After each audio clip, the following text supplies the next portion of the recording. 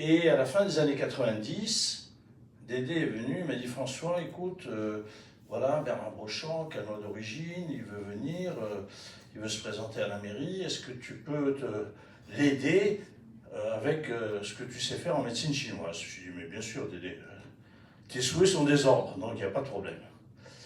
Donc j'ai vu comme ça, par l'intermédiaire de Dédé, j'ai rencontré Bernard Brochant toutes les semaines, pendant 1 heure, en tête-à-tête, pendant 15 ans. Alors vous imaginez, quand même, ça fait plus de 700 heures de tête-à-tête, on a le temps de se raconter des choses, quand même. Et on a le temps de se découvrir, se renifler, etc. Et tout. Et donc j'ai beaucoup apprécié tout ce temps passé avec Bernard. Donc voilà, c'est sa partie publique, vous la connaissez, la partie privée, par définition, elle est privée. Donc je la garde pour moi. Mais je vais vous dire un petit peu ce que j'ai retenu de ces rencontres. La première, c'était un publicitaire, vous le saviez, et donc j'avais créé Arte Philosophia, voilà, et vous êtes là, et nous avions commencé avec Gilbert. Première conférence avec Gilbert. Et chaque fois, je faisais une affiche pour Arte Philosophia. Alors évidemment, dès que j'apportais l'affiche à Bernard le samedi matin à 7h30. Hein, il était ponctuel, moi aussi, 7h30 le samedi matin, pendant 15 ans. Donc j'amenais l'affiche et on discutait. Là, j'avais affaire aux publicitaires. Là. Vous imaginez bien que on ne parlait pas ni de la mairie, ni de la nation, etc. Et ce que j'ai retenu de ce qu'il a eu la gentillesse de m'expliquer, c'est que dans une affiche, il faut qu'il y ait un focus. C'est-à-dire qu'il faut qu'il y ait un centre. Il faut qu'il y ait une image qui capte le regard de la personne qui passe comme ça devant une affiche. Mais ce visuel, il a 2 qualités. Un, il doit exprimer ce que l'on va présenter, mais il faut qu'il ait un sens aussi de réflexion. Une affiche qu'on remarque, c'est une affiche qui, en même temps, vous oblige à voir un petit peu ce qu'il y a derrière. Ça, c'est le focus. Et la deuxième, le texte, il m'a dit, écoute, de toute façon, c'est pas compliqué, c'est très simple, il y en a toujours trop. Il faut enlever. Être créatif, c'est enlever, c'est pas rajouter. Donc si vous nous suivez depuis un certain nombre d'années, vous savez quand même que les affiches d'Arte Philosophia, elles avaient un certain... Elles ont toujours... on les remarque. Bien, ça c'est une chose. Voilà, donc j'avais donc créé Arte Philosophia, et Bernard était quelqu'un... Alors, Arte Philosophia, il y a philosophie. La philosophie, il aimait bien, mais enfin c'était trop éthéré pour lui. C'est quelqu'un de pragmatique, il faut faire, il faut que ça marche. Et avec les idées, tu peux raconter ce que tu veux, le contraire, etc. Lui, il était plus littérature, il lisait. Mais la philo, bon, il se méfiait. Comme il disait, Lénine, la confiance n'empêche pas le contrôle, comme il disait. Mais voilà. Et un jour, je lui dis, écoute, c'est en 2003.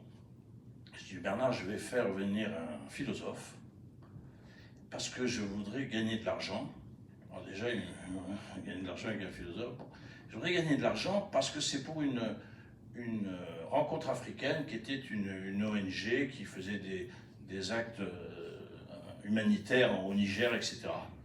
Il dit, tu veux gagner de l'argent avec une conférence philosophique? Je dis, oui, tu vas voir, ça va. Quand Sponville et tout, bon, il avait vaguement entendu parler, enfin, c'était pas trop son truc. 2003. Il me dit, mais tu vas faire ça où? Je dis, ben, je vais faire ça au Nougat, la salle du Nougat. La grande salle? Je dis, oui, mais tu crois que tu vas amener du monde là-dedans? Mais oui, bien sûr, bien sûr. Il dit, mais tu vas faire 100, 120 personnes avec tous tes amis, hein, tiens. Je dis, mais non, ça je ne paye pas les frais avec ça, c'est pas possible. Hein. On a fait la conférence, il est venu, bien sûr, 750 personnes. On a gagné 20 000 €. Alors là, du coup, quand je lui parlais philo, le regard avait changé. Il dit, donc on peut, ça peut marcher cette histoire-là. Bon, donc on a fait. Et après, chaque fois qu'il me dit, mais alors tu as des trucs et tout.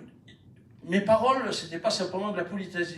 Alors il essayait de voir comment on pouvait améliorer, parce que lui, dès qu'il y a une idée, comment on peut l'améliorer. Voilà.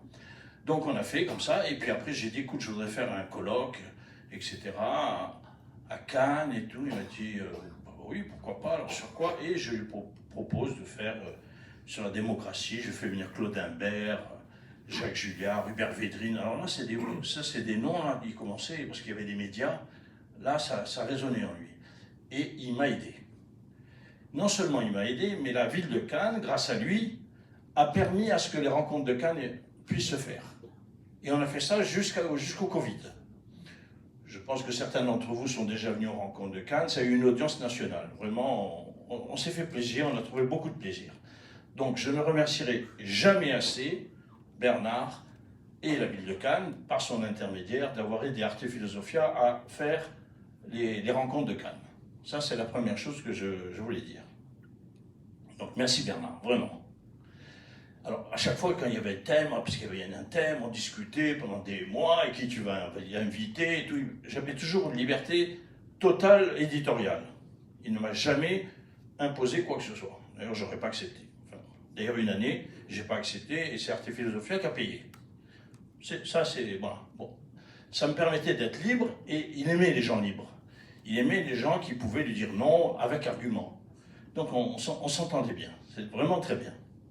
La deuxième chose, c'est que quand il est venu, je ne sais pas, les anciens, ils doivent se rappeler, c'est que la ville de Cannes, la réputation, la gestion précédente, c'était... Hein? C'était comme ci, comme ça, on va dire.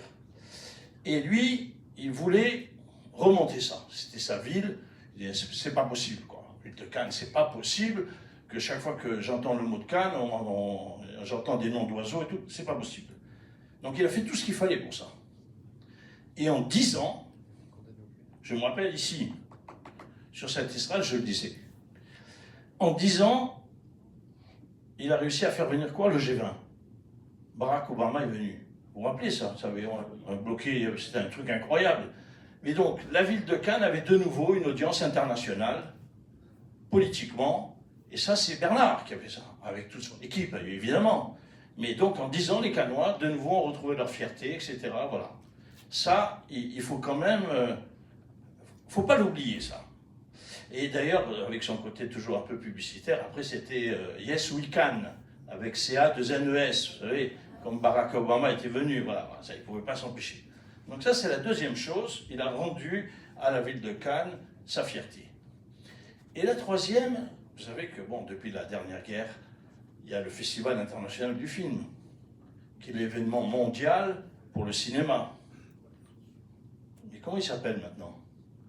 Il s'appelle le Festival de Cannes. Il ne s'appelle plus le Festival international du film, il s'appelle le Festival de Cannes. Et la marque est déposée. Merci Bernard. Vous voyez, c'était ça. C'était multifonction dans tous les sens, très créatif, etc. Et donc, je ne parle pas des réalisations, après vous avez tout dans les journaux. Donc voilà, pour ces trois choses, bien sûr pour Arte Philosophia, mais pour ces, je ne sais pas, ces 600, 700 heures en tête-à-tête, salut Bernard, et merci.